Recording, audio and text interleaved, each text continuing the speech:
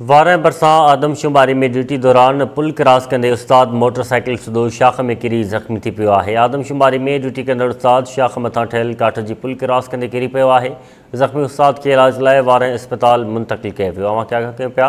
उस्ताद जो चवणु आहे त आदमशुमारी दौरान के बि सहूलियतूं नाहिनि मिलियल, पंहिंजी मदद पाण तहत आदमशुमारी करे रहिया आहियूं। वारें में आदमशुमारी में ड्यूटी कंदड़ उस्ताद शाख में किरी पियो ज़ख़्मी थी पियो आहे। वारें बरसां आदमशुमारी में ड्यूटी दौरान मोटरसाइकिल ते सवार उस्ताद पुल जे मथां किरी पियो आहे। ट्रांसपोर्ट जी ही ॾिसो हे मोटरसाइकिल दोस्त कीअं टपाए रहियो आहे। केॾो असांजी फील्ड तमामु वॾी ख़तरनाक आहे। उनजे बावजूदि ही बोलो उहो दोस्त किरी पियो जेको ख़तरनाक हुयो।